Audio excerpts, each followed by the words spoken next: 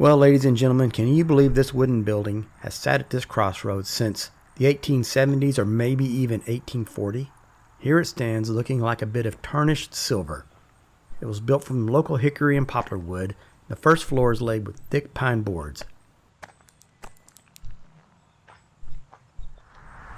Hey everybody, Keith Dotson here, and we have what I think is a pretty special location today. We're in Union County, Tennessee, deep in the eastern half of the state, to shoot and examine the old Hamilton Lay General Store. According to several sources, built on this site in 1840 by a man named Alexander Lafayette, or maybe Lafayette Hamilton. He went by the name Fate Hamilton, which is derived from his middle name, which makes me think maybe it was pronounced Lafayette or Lafayette. I have some doubts about the build date, though. I think it's very likely that it was actually built in 1875, and I'll explain more about that later in the video.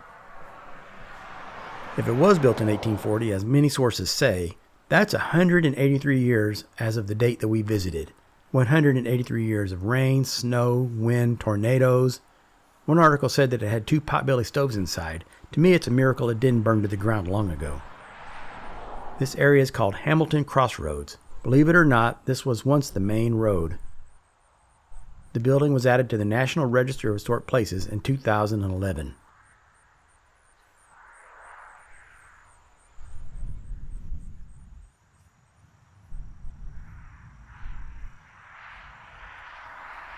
The builder, Fate Hamilton, was the great-grandson of the original land grant recipient, William Hamilton, who received something like 1,000 acres for his service in the American Revolution and relocated here from Wilkes County, North Carolina. In those early days, in the late 1700s, the counties were still being defined and conflict with local Native American tribes was still quite prevalent. I read one article about how William Hamilton had some horses stolen by a band of 15 natives. A group of soldiers from a blockhouse fort 16 miles away, along with a local militia, tracked the natives and found them in possession of the horses, where a skirmish ensued and the horses were retrieved. The Hamilton Cemetery is just a short distance up the hill. We'll go visit that later in the video. We met the current property owners who gave us permission to walk around the building and make some photographs. They were the kindest people, and they told us they're looking for ways to save the building. They told us that the building once held the local post office, and it once had the only telephone in the entire area. That's pretty common for these old general stores. I've photographed a number of them, and they were community gathering places and places to hear about news and to talk to your neighbors. The current owner is a member of the Lay family, which also has roots back to another original Revolutionary War land grant in the region. As the 2 major landowners in the area, the history of the Hamilton and Lay families is intertwined. The current owner's great-grandfather, Jim Lay, bought the store from the Hamiltons sometime in the 1800s. In addition to the store, Jim Lay also operated a distillery a little ways up the road. The distillery was converted to a grist mill when Prohibition came, but the still was moved to a basement in the house where business continued. One history said that the basement drained out to a creek where hogs would drink, and the hogs would get tipsy drinking the drainage from the still. Of course, I'll include links to all my sources in the description and on my blog at iCatchShadows.com. In 1900, Jim Lay's son Herbert Lay bought the store, and it remains in the Lay family to this day.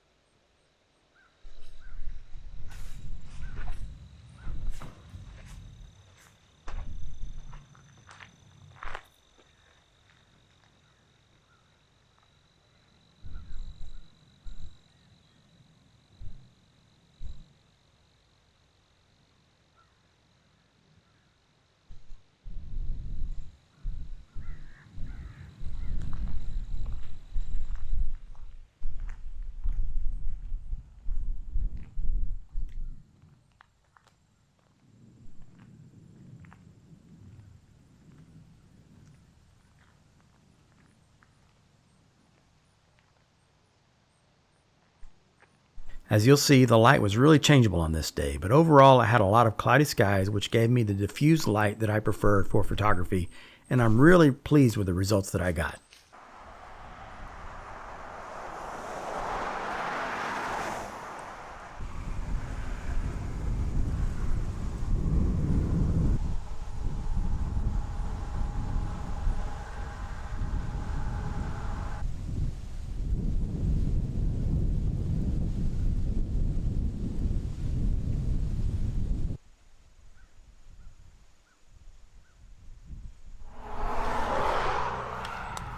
place is cool, is it not?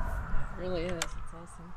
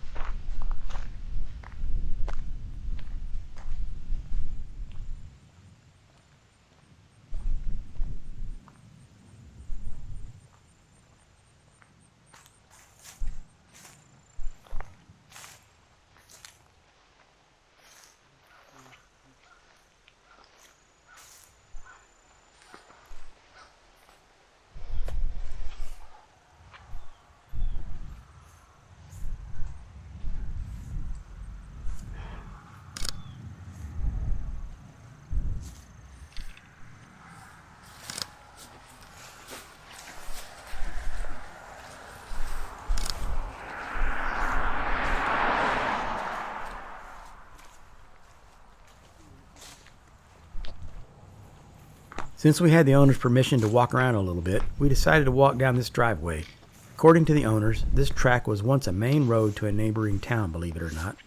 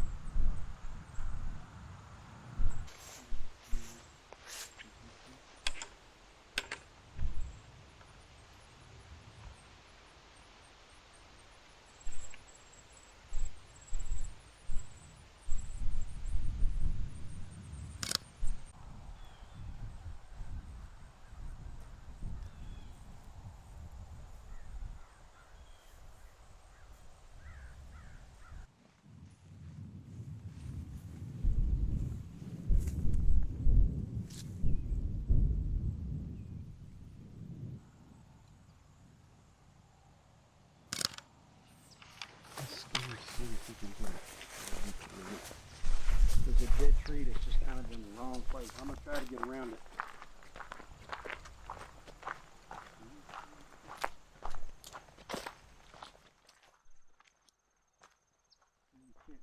Seeing these cattails in this little marshy area reminds me of another interesting local bit of history that I read that said that locals would go to a nearby wetland to gather willow for bent willow furniture. It also said they used the willow for toothbrushes with salt and soda powder as toothpaste. People were so resourceful in those days.